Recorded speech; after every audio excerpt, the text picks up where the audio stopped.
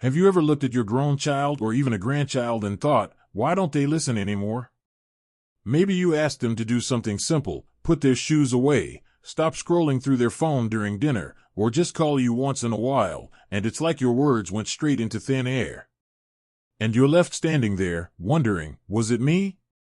Did I say it the wrong way? Or are they just not listening at all? You're not alone. Every parent, no matter how old we are or how old our children get, faces that wall sometimes, the one where you feel like nothing you say gets through. And that can feel deeply frustrating, especially when you know in your heart that what you're saying comes from love. You're not trying to control them. You just want to connect. You want cooperation, not conflict. So today, let's talk about how to get that cooperation back. Not by yelling. Not by pleading. And certainly not by giving up. But by learning 5 emotionally smart ways to communicate that truly get through to your child, no matter their age. Whether you're dealing with a stubborn teenager, a moody adult child, or even a 5-year-old who refuses to eat vegetables, what we'll talk about today will help you create more connection and less resistance. Now, I know that at our age, patience can wear thin. We've lived long enough to recognize what works and what doesn't. But sometimes, it's not about being right, it's about being heard. And more importantly, it's about helping our children feel heard too. So let's dive into the first strategy. The first emotionally smart way to get cooperation is to pause and really listen before you speak. I know, that might sound strange when the problem is that they aren't listening to you, but hear me out. So often, we go into a conversation already knowing what we want to say, and sometimes even how we expect them to react. But if we take just a few seconds to look at their face, their posture, the tone in their voice, we can learn a lot about what's going on under the surface. Maybe they've had a long day. Maybe they're feeling overwhelmed, or even a little lost. And in that moment, what they need most isn't instructions, it's understanding. Here's something that helped me when I felt like my grown son had stopped listening altogether. He was always busy, always rushing, and barely responded to my messages. I started getting frustrated, like, is it really that hard to pick up the phone? But one day, instead of sending another reminder or complaint, I just asked, how are you doing, really? And I listened. He told me he was dealing with pressure at work, he was burnt out, and honestly, he didn't even have the energy to talk most days. That moment changed everything. He felt heard, and slowly, he started reaching out more. Sometimes, a little silence on our part, intentional silence, can invite a whole lot more communication from them. Now let's talk about the second approach, which is one I think many of us didn't grow up hearing ourselves. It's using positive reinforcement instead of criticism. Think about the way we usually react when our child doesn't listen. It's easy to fall into a rhythm of pointing out what's wrong, you never listen, or you're always on your phone, or why can't you just do what I ask? But those words, even if they come from frustration, sound like judgment. And judgment makes anyone, child or adult, put their walls up. Instead, catch them doing something right. Even if it's small. If they finally picked up their plate, say, thank you for doing that. I appreciate it. If they paused the game to help their sibling, notice it. When we reinforce the behavior we want to see, we encourage more of it. It sounds so simple, but it's powerful. Everyone, no matter their age, responds better to praise than to pressure. I remember a grandmother who told me her teenage granddaughter barely spoke to her. Everything was met with an eye roll or a one-word answer. But one afternoon, the girl helped clean up after dinner without being asked. Instead of saying nothing, or worse, following it with a critique like *C, you can be helpful when you try, this grandmother looked her in the eye and said, thank you. That made my evening easier. The next week, the girl did it again.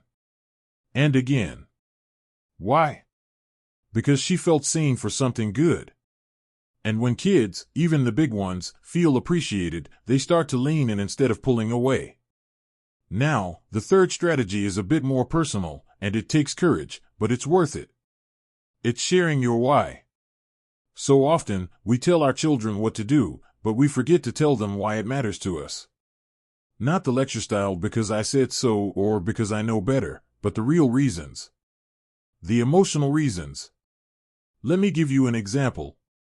A woman in her 70s told me she felt crushed because her daughter never brought the grandkids to visit. She had asked over and over, and each time she was met with excuses. One day, instead of repeating the same request, she said this: "I miss your kids. I'm not sure how many birthdays I have left, and I just want to make memories with them while I still can." That hit her daughter in the heart. It wasn't guilt, it was honesty. Vulnerability. And that kind of openness often melts away resistance.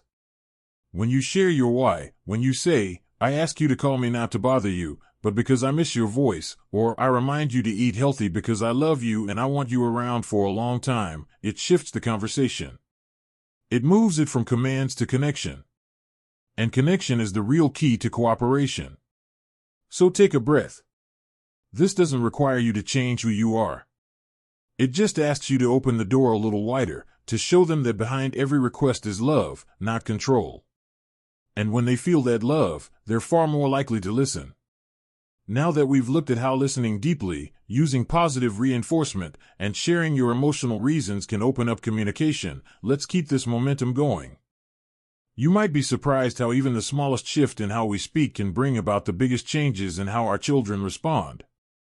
And that leads us right into the fourth emotionally smart way to gain cooperation: give choices instead of demands. Now, let me be clear, this doesn't mean letting children or even grown kids run the show. What it means is that we guide them while giving them a little space to feel some control. That sense of control, of having a say, is a powerful thing. We all want to feel like we're part of the decision, not just being told what to do. And when we offer choices instead of commands, it helps diffuse resistance before it even starts. Imagine you're with your grandchild, and they're refusing to put on their coat before going outside. Instead of saying, "Put on your coat right now or we're not going," you could say, "Do you want to wear your red coat or the blue one today?" Suddenly, it's not a power struggle. It's a choice. And guess what? They'll usually pick one, and the coat goes on without the fight. And this doesn't just work with little ones. If your adult child is brushing off a request, maybe you want them to visit more, or to help with something around the house, you can frame it as an option. For example, instead of, "You never come by anymore," you might try, "Would it work better for you to visit on Sunday afternoon or Monday evening?" That way, you're not forcing anything.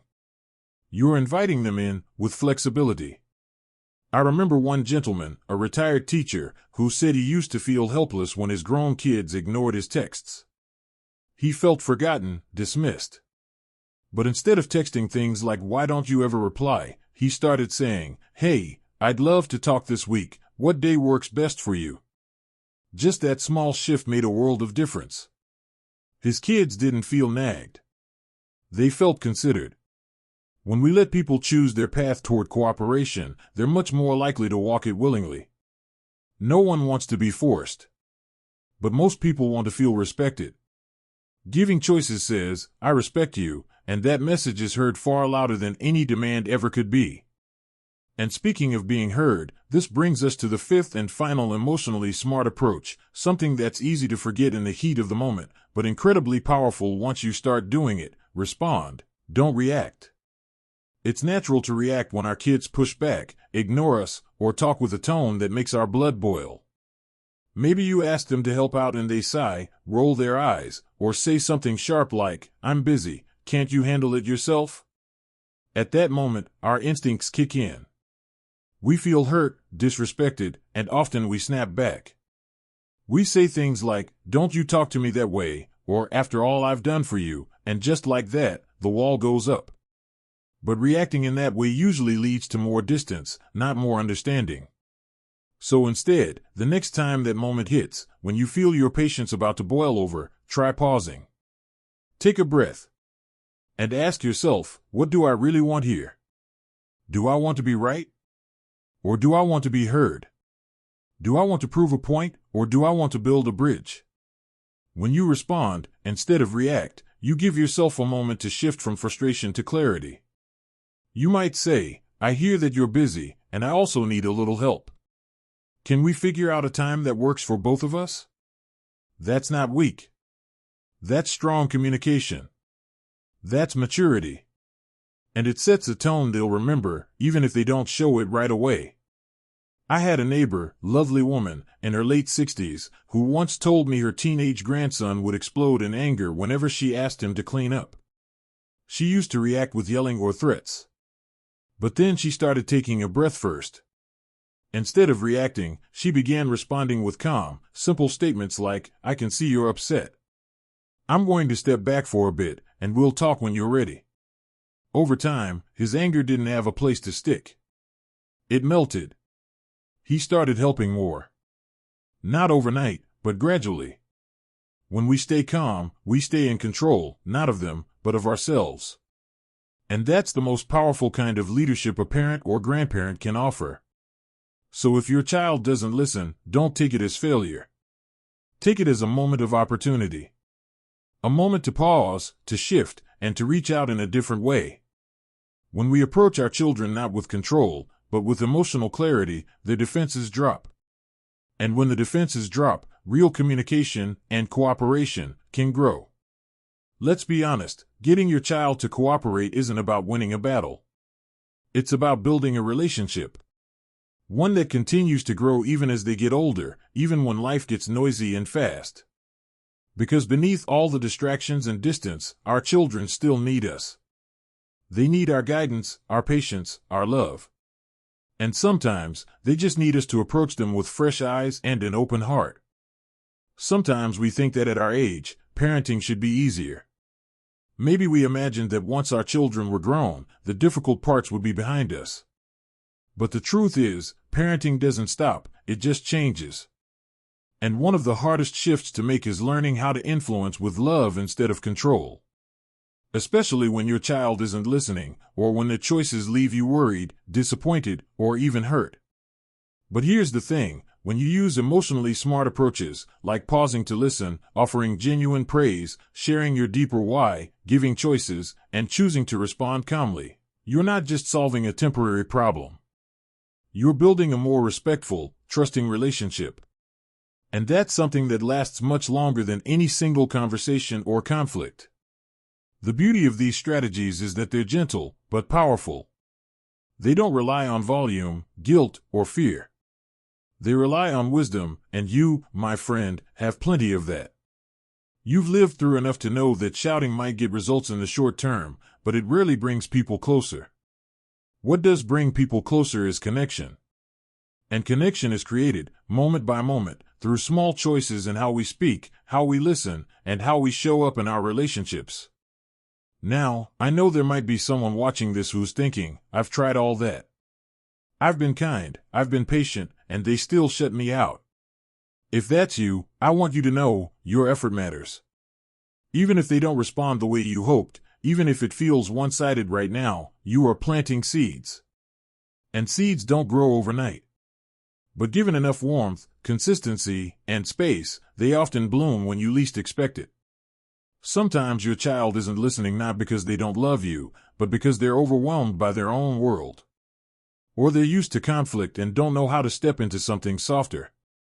Or maybe they're just waiting for you to show them it's safe to open up. That takes time. It takes courage. But it's possible. Relationships can heal. Distance can close. And all it takes is one person willing to try something different. I once spoke with a woman in her early 70s who had a strained relationship with her adult daughter. They barely spoke. Holidays were tense, and every conversation turned into an argument.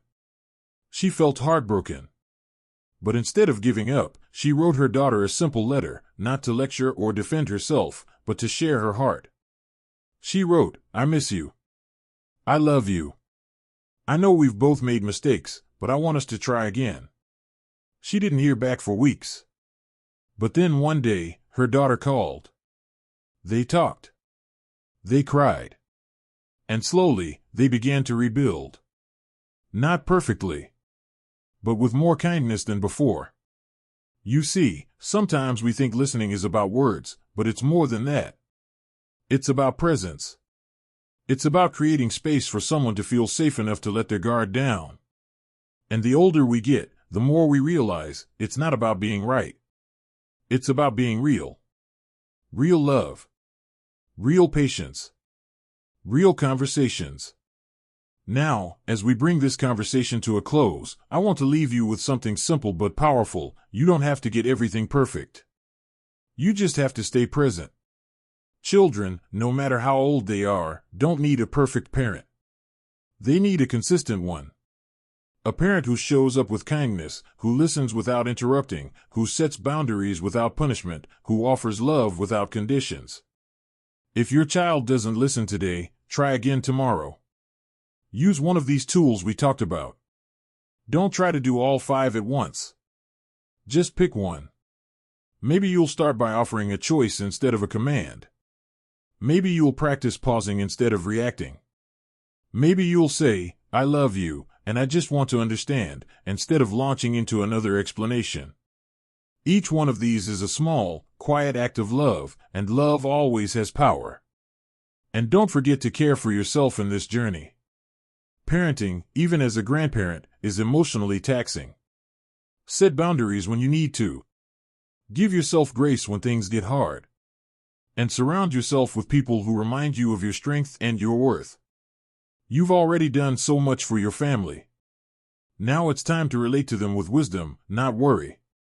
I hope today's video gave you a little clarity, a little peace, and maybe a little spark of hope. If something I said resonated with you, I'd love to hear about it. Share your story in the comments, what worked, what you're still struggling with, or even a moment where your child finally listened and your heart felt full.